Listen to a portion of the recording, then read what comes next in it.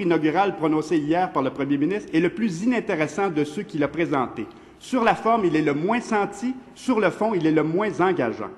Et plus loin, le premier ministre ne s'est engagé à rien hier, il n'a posé aucun jalon sur la feuille de route de son gouvernement. De même, dans le Devoir, Madame la Présidente, Michel David, dans une chronique intitulée « Le pilote automatique », dit ceci: « Il ne fallait donc pas s'attendre, parlant toujours du premier ministre, il ne fallait donc pas s'attendre à ce qu'il entreprenne son troisième mandat sous le signe de l'hyperactivité. De là à se mettre d'entrée de jeu sur le pilote automatique, il y a cependant une marge, surtout de la part d'un homme qui réclamait l'exclusivité du volant. Des discours inauguraux qu'il a prononcés jusqu'à présent, celui d'hier était certainement le moins concret. L'entendre évoquer le 50e anniversaire de l'élection de l'équipe du Tonnerre dirigée par Jean Lesage avait l'air d'une mauvaise blague.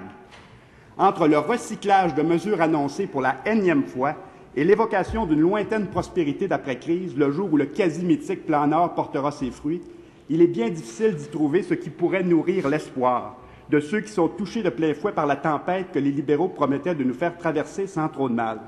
Et il ajoute: « Comme c'est le cas depuis le tout premier jour de la campagne électorale de l'automne dernier, le discours inaugural donnait la désagréable impression qu'on se payait notre tête. » Et je pourrais continuer dans le comté même du premier ministre, la Tribune de Sherbrooke, un éditorial de Denis Dufresne insuffisant, où l'éditorialiste, parlant du premier ministre, dit que ce dernier n'a présenté que du réchauffé, que les moyens annoncés par Québec pour faire face à la crise sont insuffisants, dénués d'imagination. Dans le Devoir, Bernard Descoteaux parle d'un discours décevant.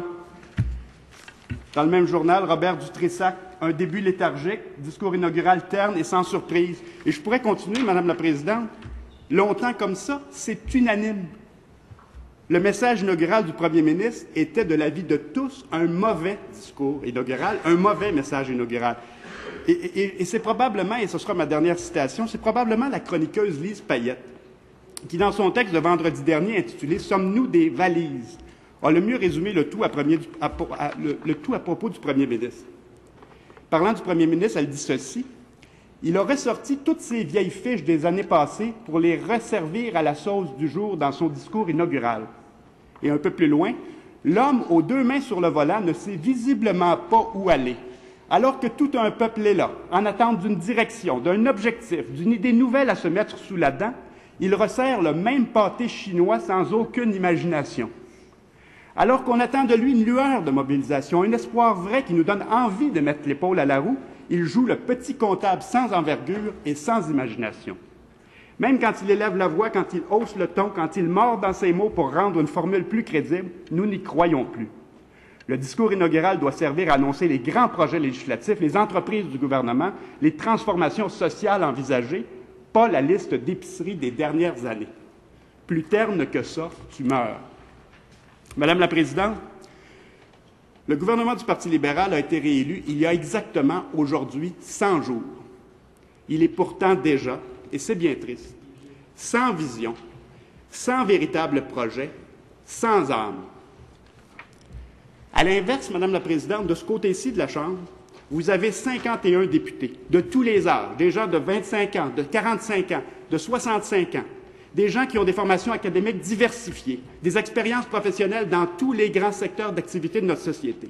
Une équipe compétente, dynamique, et comme l'ont souligné plusieurs observateurs, Madame la Présidente, il faut bien le dire, de fort calibre. Nous avons aussi une chef, la députée de Charlevoix, qui a une expérience ministérielle comme personne dans l'histoire du Québec, et dont tous ici reconnaissent les immenses qualités. Mais surtout, Madame la Présidente, de ce côté-ci de la Chambre, nous avons des idées, nous avons des projets, dont un grand projet emballant, faire du Québec un pays, donner un nouveau pays au monde. Madame la Présidente, nous sommes une nation. Nous avons notre propre histoire, notre propre culture, surtout nous avons nos propres valeurs. Pourquoi ne déciderions-nous pas de franchir le dernier pas et de devenir un pays? Pourquoi ne déciderions-nous pas tous ensemble de dorénavant faire ici, au Québec, toutes nos lois en fonction de ce que l'on est, en fonction de nos valeurs, plutôt que de laisser une majorité de gens d'une autre nation, à Ottawa, légiférer pour nous?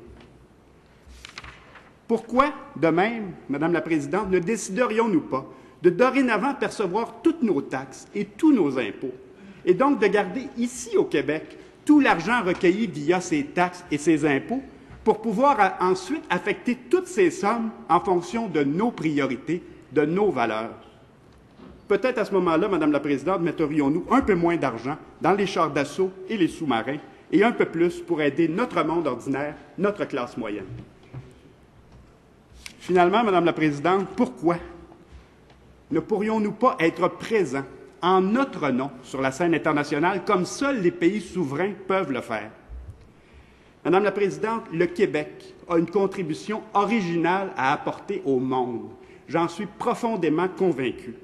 Mais pour vraiment apporter cette contribution originale, le Québec doit être assis aux tables où les vraies choses se discutent, à l'ONU, à l'OMC et à toutes ces tables, ce qu'il ne peut pas faire parce qu'il n'est pas un pays. C'est aussi simple que ça, Madame la Présidente. Je vous le disais, Madame la Présidente, un peu plus tôt, j'ai œuvré pendant 3 ans et demi au ministère des Relations internationales du Québec à titre de directeur de cabinet de la ministre. Il se fait dans ce ministère, avec des moyens limités, des choses formidables. Le personnel du ministère est hautement qualifié. Mais disons les choses telles qu'elles sont. Le Québec n'étant pas un pays, on n'est pas dans les ligues majeures, là où les vraies choses se passent, là où les vraies choses se décident. En devenant un pays, à l'exemple des pays aux dimensions modestes, comme les pays scandinaves, les pays nordiques, et je pense à la Norvège, qui fait des choses extraordinaires en matière internationale. En devenant un pays, nous pourrions être véritablement présents sur la scène internationale. Nous pourrions y parler en notre nom. Nous pourrions y apporter un message original, conforme à nos valeurs, notamment pacifiques et écologiques. Et modestement, nous pourrions contribuer vraiment à changer le monde. Madame la Présidente, voilà un projet emballant. Donner un nouveau pays au monde, un nouveau pays pacifique, préoccupé par les questions environnementales et épris de justice sociale. Un pays conforme à ce que nous sommes. Ce projet emballant, j'entends y travailler ardemment comme député de Chambly au cours des prochaines années. Et je suis convaincu qu'un jour, toute notre histoire nationale cheminant en ce sens, un jour, probablement pas si lointain, les Québécois, comme bien d'autres avant eux, se tiendront debout et sauront se dire « oui ». Je vous remercie, Madame la Présidente.